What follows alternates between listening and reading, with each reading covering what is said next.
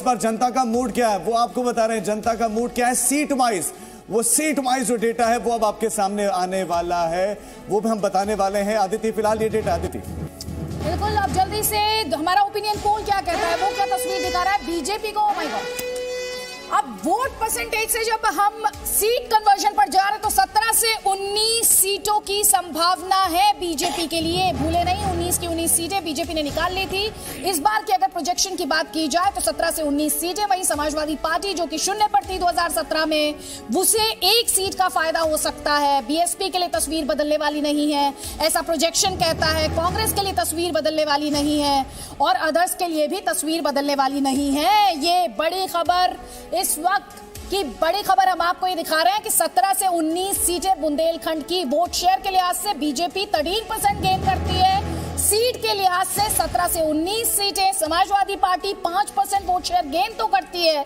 लेकिन सीट के लिहाज से अगर ये कन्वर्ट होता है ये प्रोजेक्शन तो एक सीट तक हासिल कर सकती है। वहीं कांग्रेस, बीएसपी और अदर्स के लिहाज से बात की जाए तो ये तस्वीर बदलने वाली नहीं है। जल्दी से नवेश, 13% का जंप, लेकिन सीट के लिहाज से 17 to 19। Can you please explain it to our viewers? सीटें जब है ही 19 तो 19 से ज्यादा क्या जीतेंगे? 17, लेकिन जब 17 दे रहे हैं आप तब देखिए, सपा को वहाँ पे कुछ वोट शेयर का गेन हो रहा है। उनको लगभग 1 या 2 सीट पे सपा कॉन्टेस्ट में है। एक आपने कारण और पूछा था कि इसके अंदर जो डिफरेंस है वो ऐसा क्यों दिख रहा है हमारे को वोट परसेंटेज में, तो बाकी लोगों ने भी एक्सप्लेन किया कि वहाँ पे जो माइनॉरिटीज मुस्लिम्स का और यादव्स का जो है वहाँ पे दबदबा थोड़ा सा उस एरिया में कम है, जिसकी वजह से सपा को वो गेन्स नहीं दिख रहे जो पिछले आपको पूर्वांचल में दिखे। और जब 17 से 19 की हम बात कर रहे हैं तो आप 19 का ब्रैकेट भी मान के चले कि जब सीटें हैं ही 19, उससे ज्यादा तो क्या ही जीत लेंगे। और 19 ही उनके पास थी।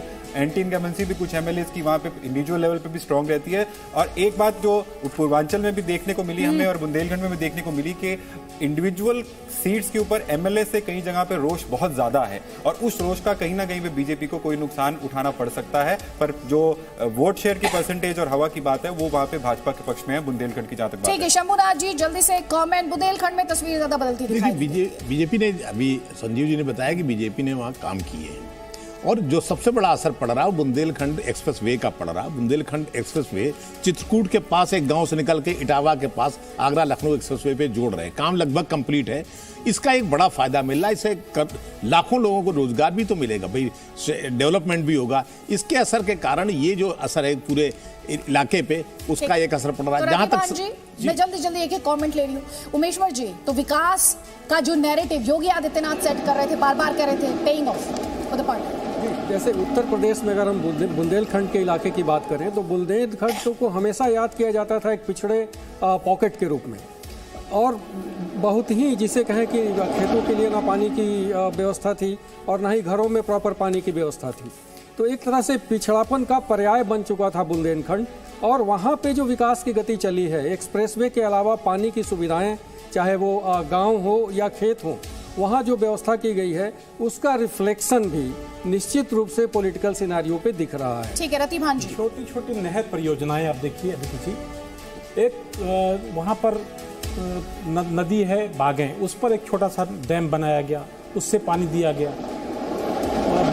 मऊ मानिकपुर क्षेत्र में एक छोटे छोटे डैम है, उनको ठीक किया गया। सबसे बड़ा काम बुंदेलखंड एक्सप्रेस वे हुआ। इन चीज़ों का जनता के दिमाग पर असर पड़ा है। और इसके अलावा एक सबसे बड़ी बात है, बुंदेलखंड किसी ज़माने में बहुत कमज़ोर गरीब क्षेत्र माना जाता था, भूखा क्षेत्र माना जाता था। इस बीच सरकार ने जो पिछले 1 साल से लगातार फ्री अनाज देना शुरू किया, उसका भी एक कुछ इम्पैक्ट तो आएगा ही आएगा। इसको आप खारिज नहीं कर सकते। ठीक है, डॉक्टर संजीव मिश्रा जल्दी से देखिए, क्या मैं यहाँ पर कह सकती हूँ 4 एक्सपर्ट प्लस नरेश ये विकास पर वोट है? मैं इसको थोड़ा सा बढ़ाऊंगा जो आपने पूछा। देखिए, अभी हम बिल्कुल चर्चा नहीं कर रहे हैं डबल इंजन की। बुंदेलखंड आप देखिएगा इस चुनाव में डबल इंजन का एक टेस्ट केस बनेगा, लिटमस टेस्ट बनेगा।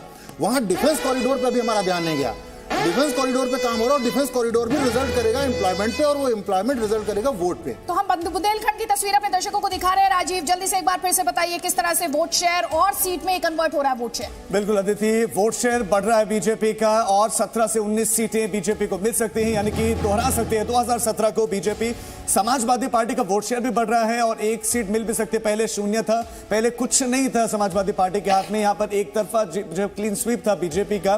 बुंदेलखंड में सीएम के तौर पर ऑब्वियसली मुख्यमंत्री योगी आदित्यनाथ को सबसे ज्यादा लोग पसंद कर रहे हैं। नुकसान 2 सीटों तक का नुकसान संभव है, ऐसा हो सकता है। वोट शेयर हालांकि बड़ा है, ये आप देख रहे हैं। ओपिनियन पोल ये कह रहा है कि 1 सीट का नुकसान हो सकता है, लेकिन वोट शेयर में इजाफा हो रहा है। 2017 में यहां पर क्लीन स्वीप किया था, 19 की 19 सीटें बीजेपी ने जीती थी। Samajwadi party 0, Congress 0, Bahujan Samaj party 0, others 0, और इस बार 1 सीट समाजवादी पार्टी निकाल सकती है। अदिति, तो अपने दर्शकों को जल्दी से यहाँ पर हम बता देते हैं राजीव, हम आपको पूर्वांचल की 102 सीटें, इसके अलावा बुंदेलखंड की 19 सीटें, और अब हम बात करने वाले हैं रोहेलखंड की, और रोहेलखंड में हम 25 सीटों की बात करेंगे।